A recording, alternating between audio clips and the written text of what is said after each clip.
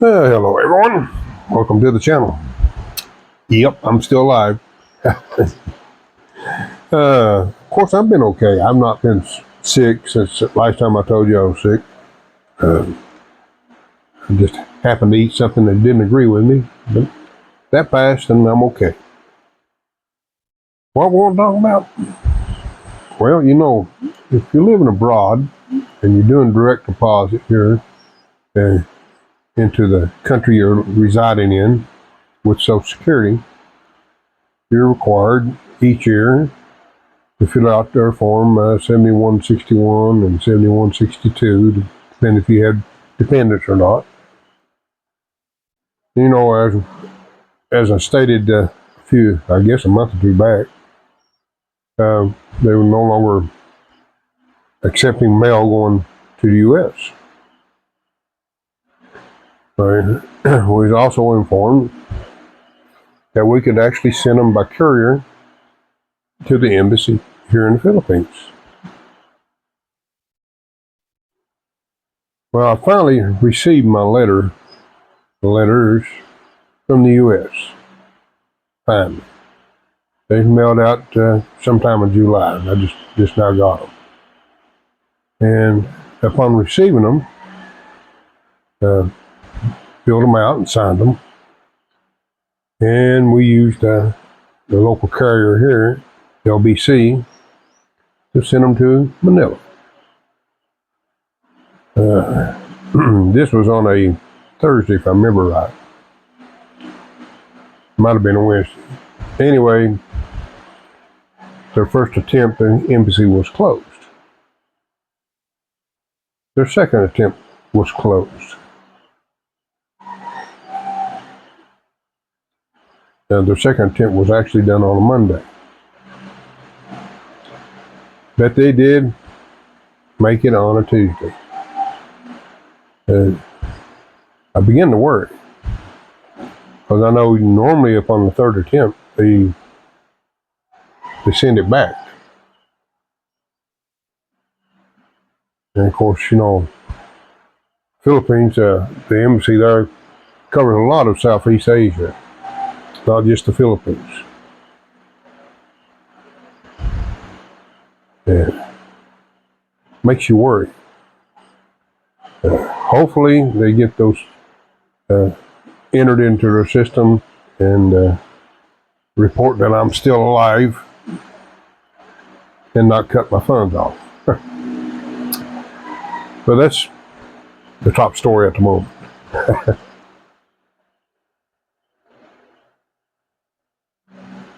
Now, I see online a lot of people comment, well, why did you ever want to do direct deposit in the Philippines? Well, I can't just hop a plane and go to the U.S. anytime I desire if there's a problem with my banking. I don't have family members I can rely on to put in charge of that. And it's my sole source of income. Now, if I had other assets and so forth, yeah, I would maintain a U.S. account for a lot of reasons. But since it is my only source, it's only logical to me. I don't know about other people, but to me personally, that direct deposit is the way to go. No hassles. Just go to the bank once a month, sign your form, transfer your money over, and exchange it for pesos. Simple. Deposit those pesos into your Philippine bank account, a peso account. Then you got an ATM card that you can use in a lot of places. Then take what cash you need for what your necessities. And there you go. Simple. Once a month. That one annual letter, is it a drawback? That big of a drawback? It's a big hassle to sign it? Check off, I think, 5 little questions or something like that. It's very small. The main thing they want is that signature, the original signature. You mean you can't take 30 seconds out to fill it out, and uh, and maybe a trip into your local town or whatever. Uh, Sooner or later, I know most people have to go into those areas and drop it off at your local courier and send it to them out. It's not that big a hassle. Now, after that's said and done, what's the next thing I got to do being a resident here in the Philippines? Well, it doesn't seem real, but it seems like these years are rolling off too quick. You know, I'm only a couple months away to where I have to do my annual report for my visa. So I've been lucky for the past 2 years. I've been able to do it online, do a video call, and it's worked out just wonderful. Hopefully it continues. Last year was the guy that did the video call. He was very, very nice, and it was a simple procedure. So I like that, because you know my nearest immigration office, no matter which direction I go, I'm looking at the way I drive, about 4 hours one way. I could drive it quicker, but I like taking my time and don't like pushing my luck. Because if you live here, you understand what I'm talking about. Traffic here is, driving here it's a challenge. Keeps you alert. At least you better stay alert, but that way.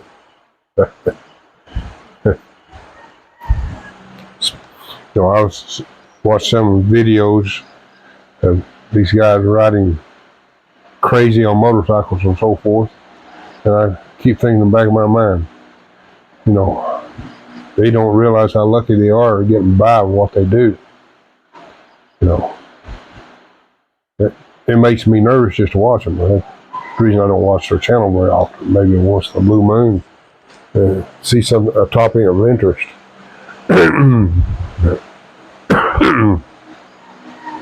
Yeah, they may have the driving skills, but you're taking a big chance. Big chance here. Even me driving, I know I'm gambling each time I get behind the wheel. With all the years of experience I have, makes me think. But you know, the good side of it is it keeps my mind alert. There is an upside to it. Oh.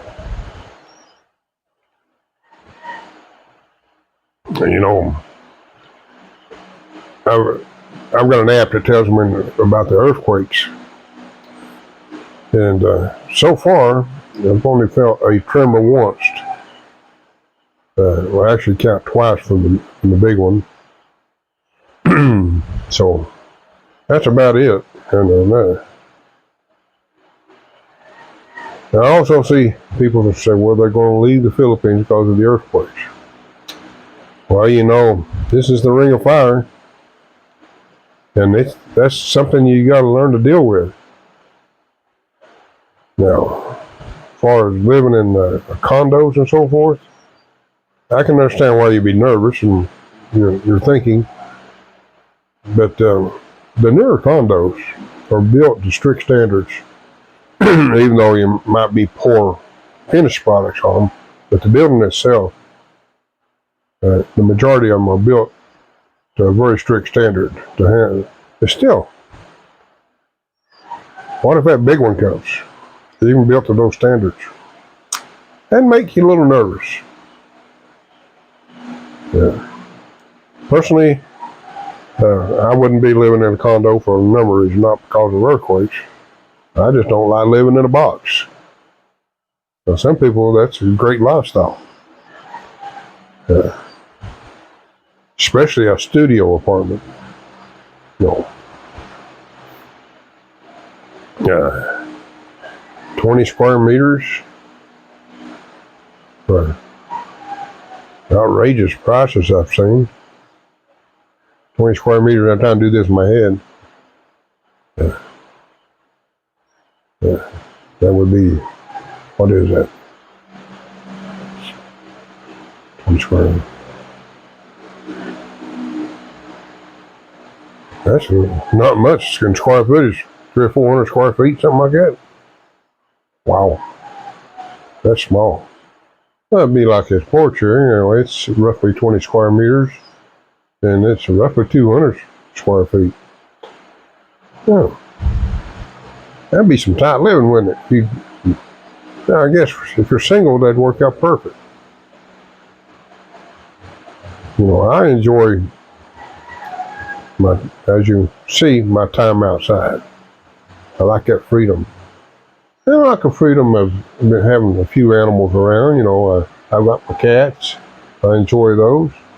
And I got my chickens. I enjoy those.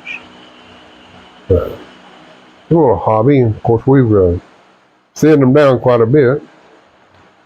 And process of rebuilding the flock for younger birds. But yeah, it's entertainment to me. The scaling back, it has its pluses and downfalls. I really had a dream of it being productive. It doesn't look like it's going to happen. But we'll keep our chickens. We'll keep going at it. I thought by this time I'd have enough egg production to where it could break even and maybe make a few pesos. But I don't know. I'll admit when I'm wrong. Is it a failure? Not really. They just chickens are not doing what I expected.